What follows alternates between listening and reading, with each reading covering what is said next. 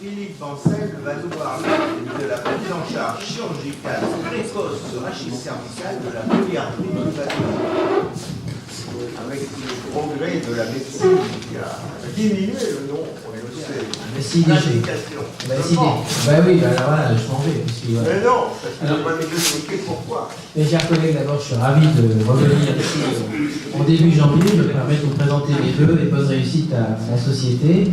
J'ai mis la photo de Jean parce qu'effectivement, chaque année, chaque congrès, on me demande pourquoi j'ai la photo de Jean Dubousset, car, comme je l'ai déjà dit, c'est mon père spirituel et un petit peu mon père tout court pour des raisons personnelles. Voilà, je suis élève de Jean depuis plus de 30 ans. Il m'a poussé, alors j'étais élève de M. Bostel et Kerboul et de Courpier, plutôt à la chirurgie du rachis qu'à la chirurgie de la hanche et du genou. Alors il m'a poussé justement vers la polyarthrite rhumatoïde très tôt, dans les mains de M. Maquès, qui m'a confié dans un staff multidisciplinaire de rachis à Cochin, la prise en charge des rachis et notamment des PR, puisqu'à Cochin il y avait un énorme recrutement de PR. Alors juste quelques mots sur la PR, mais très vite.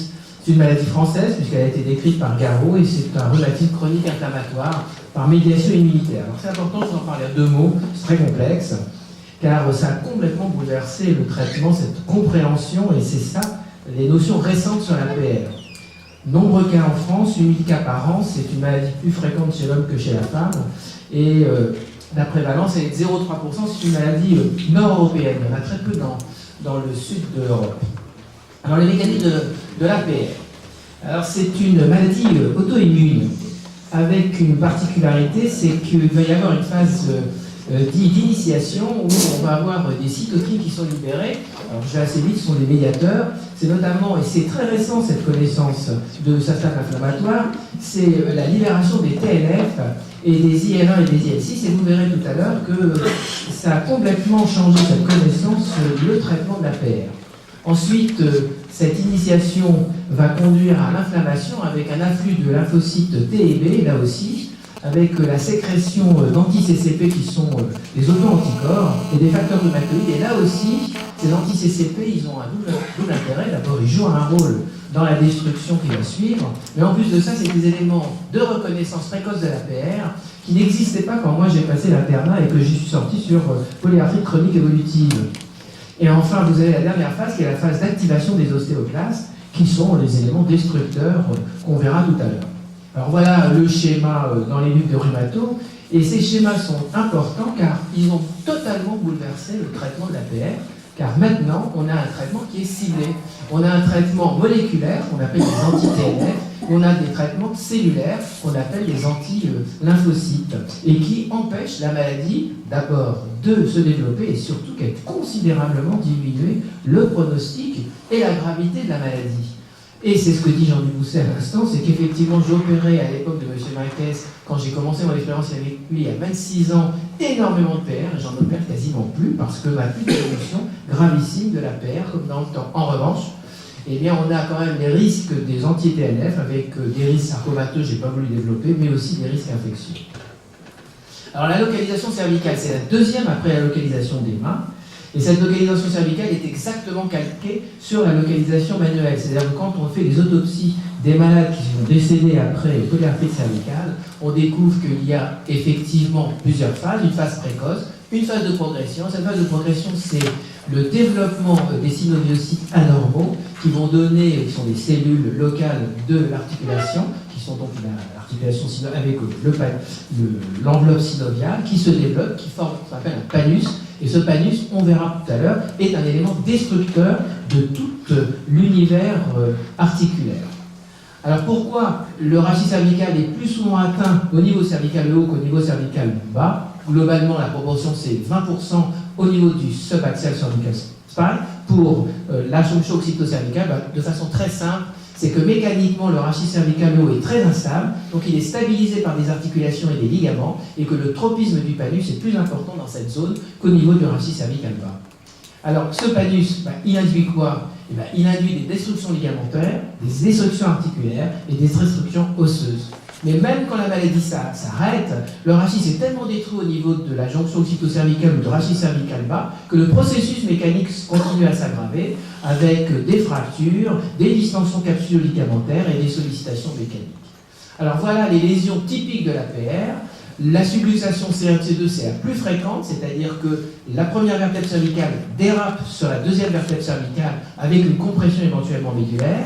Elle est le lit, ensuite, par destruction de tous les éléments anatomiques à ce niveau occipito-cervicaux, dans un deuxième temps, la migration de l'odontoïde vers le haut, avec la pénétration dans la base du crâne, on appelle ça l'empreinte basilaire.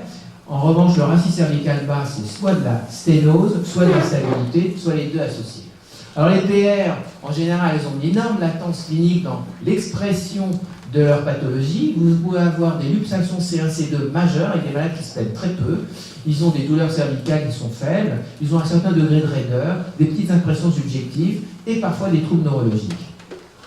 Alors il y a une classification dite de Ranawat qu'on utilise, qui est une classification fonctionnelle mais non neurologique, qui va de l'absence totale de troubles neurologiques à des malades totalement gravataires. Alors avant d'opérer ces malades, on fait des examens radiographiques, des clichés standards, des clichés en flexion-extension pour voir l'importance de la stabilité, bien sûr une IRM pour voir, comme Jean Dubousset, le contenant-contenu, parfois des IRM en dynamique pour voir l'importance de la compression, et en cas de contre-indication à l'IRM, d'autres examens complémentaires. Alors, sur le plan chirurgical, je vous ai montré qu'il existait des chirurgies cervicales hautes et des chirurgies cervicales basses. Et là aussi, il est important que ces malades soient vus très longtemps avant l'acte opératoire, parce que c'est des malades hyper fragiles. Ils ont une comorbidité associée très importante, ils ont des traitements qui sont très lourds, et la difficulté clinique, c'est l'approche de ces malades dans la mesure où ils sont tellement impotents qu'on ne sait pas s'ils ont vraiment des troubles neurologiques ou s'ils ont des troubles fonctionnels liés à leur déformation. Les anti-TNF, on a vu tout à l'heure, exposés au risque infectieux de façon majeure, il faut savoir les arrêter longtemps à l'avance, entre 2 semaines et 4 semaines. Pour l'anesthésie, c'est également le cauchemar, parce que ces malades sont très difficiles à préparer, ils sont très difficiles parfois à intuber, avec des déformations telles qu'ils ne sont même pas intubables, et au maximum, on les intube par voie nasale, voire on les trachéotomise. Pour le chirurgien, c'est également la difficulté extrême. Soit ils sont obèses, soit ils sont au contraire grabataires, cachectiques, ils ont des peaux qui sont très fines, qui s'altèrent, ils sont multi-opérés avec des arthrodèses, des multiples prothèses, et tous les risques opérateurs d'installation sont là. Alors, sur le plan chirurgical, il faut savoir les opérer très précocement, au même titre qu'il faut traiter ces malades précocement. Dans le temps, les malades étaient toujours traités médicalement avec retard, et les rhumatologues couraient derrière les malades, de sorte qu'on observait des malades qui étaient dans des états absolument déplorables. Actuellement, le traitement médical de l'APR est un traitement d'attaque archi-violent pour être toujours en avance sur l'APR. Et la chirurgie, c'était pareil. M. Maquès me confiait des malades quasiment gravataires, jusqu'au jour où j'ai répété au rhumatologue qu'il faut les opérer tôt, et je vous montrerai à la fin de mon topo que cette chirurgie précoce diminue les risques chez malades. Alors la chirurgie C1-C2, qu'est-ce qu'on a appris de nouveau? On savait que le tropisme était maximal au niveau de la jonction occipito-cervicale et que c'était la luxation C1-C2 qui était l'atteinte la plus fréquente. Alors il existe plusieurs types de luxations, les luxations antérieures qui sont la plus fréquentes, mais il y a aussi des luxations latérales, des luxations postérieures ou des luxations rotatoires. Alors des nouvelles techniques, des nombreuses techniques ont été décrites et certaines ont été abandonnées, comme les clans, comme les haloplâtres ou comme les cerclages. Et le gold standard, c'est théoriquement le vissage, soit des masses latérales et du pédicule qu'on appelle technique de Harms, ou le vissage transarticulaire, dite technique de McGurk. Or, les découvertes récentes en matière de PR, c'est que pour pouvoir faire un vissage dans un masse latérale de C1 ou dans un pédicule, il faut avoir une anatomie normale. Et cette anatomie est totalement détruite par la polyarthrite rhumatoïde. Et l'un des éléments fondamentaux de cette jonction occipito-cervicale, c'est le passage de l'artère vertébrale. On voit très bien ici la destruction importante. Et les Japonais ont montré que dans 70% des cas de polyarthrite rhumatoïde, le trajet de l'artère vertébrale était modifié et que les risques d'embrochage de l'artère vertébrale au moment du vissage étaient majeurs. Là aussi, il faut avoir une réduction totale et complète de la luxation C1-C2 pour être anatomique dans ces vissages dits de McGurk ou voire de Harms. C'est la raison pour laquelle je continue à défendre les crochets que nous a montré Jean Dubousset, car la technique de crochet est fiable. Il faut savoir aussi, dans ce qu'on a découvert de façon récente, c'est que ces réductions de luxation C1-C2 ne devaient pas être excessives. Car si vous êtes en hypolordose, vous avez une décompensation du rachis cervical inférieur. Et si vous êtes en hyperlordose, vous créez des déformations rachidiennes cervicales inférieures liées à l'hypercorrection locale. Pour la fixation occipito-cervicale, donc si vous avez une migration de l'odontoïde, là aussi il faut faire une chirurgie précoce pour éviter ce genre de complications. Et là aussi il faut savoir que certains éléments sont de mauvais pronostic avec une angulation du tronc cérébral qui peut être majeure au niveau jusqu'à 155 degrés. Et on sait que ces malades qui présentent des pénétrations odontoïdiennes s'exposent à des morts subites. Alors là aussi, il existe des controverses sur les techniques opératoires, mais je vais juste vous montrer que globalement, les publications mondiales sont en accord. Il faut savoir utiliser dans ces pénétrations odontoïdiennes des halos de traction qui permettent, un, de réduire l'empreinte basilaire et deuxièmement, de réduire les troubles neurologiques. Et là aussi, il faut savoir utiliser des techniques récentes, abandonner les plaques de Harsteel, les techniques de plaques de Roy-Camille, qui sont mal adaptées à ce type de déformation, pour faire des lissages. Si anatomiquement on peut faire des lissages dans C1 et C2, mais savoir aussi utiliser des crochets C1, C2. Alors, les découvertes aussi récentes en matière de polyarthrite rhumatoïde, c'est que votre fixation occipito-cervicale doit se faire dans une condition anatomique absolue, c'est-à-dire que vous devez respecter un angle occipito-cervical de fusion.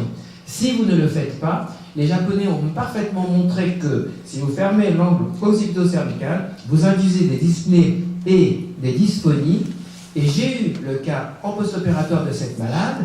J'avais mal fermé, enfin ouvert cet angle occipito-cervical au cours de l'intervention. Je me suis retrouvé avec un aspect de rétronasisme du maxillaire supérieur, plus une fermeture. Le malade a donc eu un écrasement de son angle local avec un écrasement trachéal et œsophagien. Et je me suis retrouvé avec une désaturation post-opératoire immédiate. Il a fallu trachéotomiser le malade, réopérer le malade en urgence et ouvrir l'angle occipito-cervical. Maintenant, c'est une notion qui est très connue, qui a été décrite relativement récemment. Alors, Cronkart, qui a été l'homme de la polyarthrite rhumatoïde, a beaucoup composé de choses. Il a été le pape de l'APR, de sorte qu'il a imposé des idées. Notamment, il disait que quand il y a des grands panus comme ça, comprimant la moelle en avant, il fallait absolument faire des voies transorales pour le réséquer. Eh bien, les études récentes ont montré que si vous faites une bonne réduction postérieure, voire une petite laminectomie cervicale, plus une bonne fusion, vous voyez disparaître votre panus, et tous les auteurs sont d'accord sur cette notion. Alors, on parlait tout à l'heure de greffe et pas greffe. Là aussi, Cronkart considère qu'on n'a pas besoin de faire de greffe. À titre personnel, pour les fusions, je préfère au niveau occipito-cervical faire des greffes pour deux raisons. La première, ce sont des malades qui peuvent développer des sepsis, et là, j'ai été amené à ôter le matériel, et vous voyez qu'on a une belle greffe qui permet de stabiliser définitivement le rachis et de ne pas voir réapparaître la dislocation. Alors, faut-il utiliser des homogreffes ou des autogreffes? Au départ, j'utilisais des autogreffes, mais j'ai eu des complications iatrogéniques et je préfère maintenant utiliser des homogreffes avec d'excellentes fusions. Alors, faut-il opérer les malades qui sont dans un état dramatique, notamment ce qu'on appelle les Ranawat 3B, c'est-à-dire des malades qui sont grabataires? La réponse est oui. Si vous ne le faites pas, ces malades meurent. Alors, à propos du segment adjacent, certains récemment prônaient dans les fixations occipito-cervicales de descendre en thoracique, prétendant qu'il y avait, par ces blocs de fusion, des décompensations du rachis cervical bas. Eh bien, la réponse est non, ce n'est pas utile. J'avais revu tous mes malades, et dans l'ensemble de mes malades pour lesquels j'avais fait des fixations occipito-cervicales, je n'avais pas eu besoin de faire des fixations qui descendaient jusqu'au thorax. Alors, le rachis cervical inférieur est un peu différent. Il peut associer des instabilités, des déformations ou des instabilités avec des déformations et des compressions véhiculaires.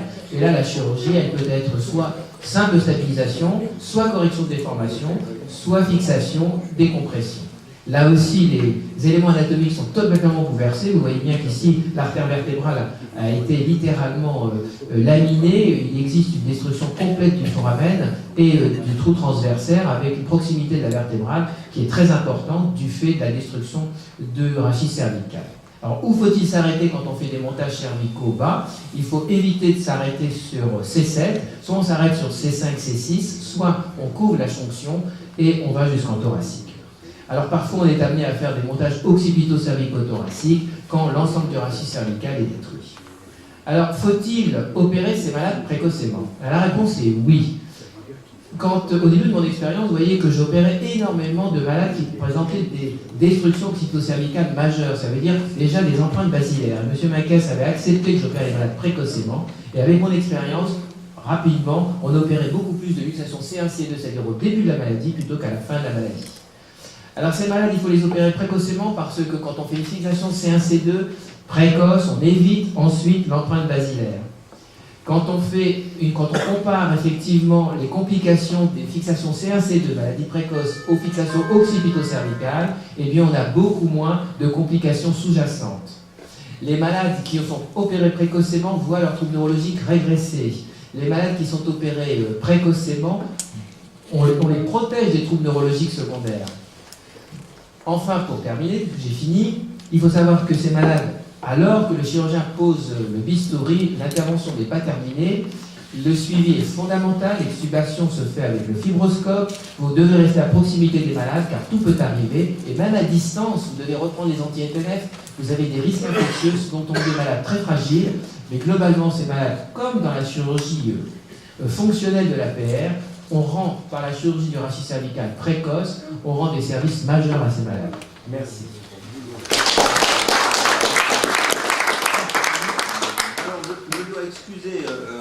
Je dois excuser Richard Assaker qui m'a téléphoné hier soir, qui a une paralysie cubitale secondaire à une hernie cervicale C7 et qui dit je ne pourrais pas venir. Donc, il aurait dû venir, je l'opère. Il aurait dû, je l'opère. Il ne sera pas opéré par un orthopédiste. Il ne sera pas opéré par un orthopédiste. Actuellement, il est déjà opéré, c'est pas sûr. Alors, quelques questions pour Philippe, qui a bien résumé le problème, nette amélioration du traitement médical, et puis quand il y a quelque chose, ça va, précipitez-vous pour éviter la suite. Pas de questions? Si. Moi j'ai retenu surtout que le traitement médical quand même prévient beaucoup cette évolution. Et donc la probabilité que ces malades soient opérés maintenant est devenue quand même assez faible. Oui, parce que moi je suis très impliqué à la Cervicale Société européenne, donc on compare nos résultats, notamment avec les Suédois, les Danois, etc. Parce que et là, les Américains, on les opère plus. Moi j'en ai opéré pratiquement 6 par an, puisque j'en ai opéré 135, et je vois que maintenant c'est de moins en moins. Alors j'opère encore pas mal d'enfants. Parce que les enfants ils échappent aux anti-TNF, et surtout quand ils ont des traitements qui sont longs, finissent par faire les complications des anti-TNF, ils sont obligés d'arrêter. Mais autrement, les adultes qui ont commencé leur PR à 40 ans, enfin, je sais pas. Vous en opérez beaucoup? Non. Vous opérez quasiment plus. Voilà. Est-ce qu'il y a une précaution spéciale chez les enfants quand on est obligé de fixer le rachis cervical au crâne? Alors, tu prends des précautions ou pas? Aucune. Mais en revanche, moi je suis votre élève, j'utilise beaucoup le halo et ça me sert beaucoup. Voilà. Oui. Tu mets en traction à l'eau les adultes, ce genre des impressions basilaires en pré-op? Oui. Alors, ils ne fixent pas en place. Non, parce que moi j'ai une très belle diapositive où effectivement, parce que je suis très argumenté là-dessus, il y a des gens qui ne le font pas du tout. D'abord, quand ils ont des empreintes basilaires, souvent ils ont des troubles neurologiques incontestables, soit ils ont une irritation pyramidale, bien. Et donc, j'ai observé qu'il diminuait, et parfois j'avais carrément l'arc postérieur de C1 qui était impacté dans la boîte crânienne, et j'ai une diapositive d'un des malades où tu vois vraiment que j'ai pu récupérer l'ensemble de C1 qui était à l'intérieur de la boîte crânienne. Bon, alors moi j'utilise, en plus de ça, pour être honnête, ça permet chez des malades qui sont très fragiles de se donner quelque temps au préopératoire aussi. C'est pas, tu ne perds pas en extrême. Merci.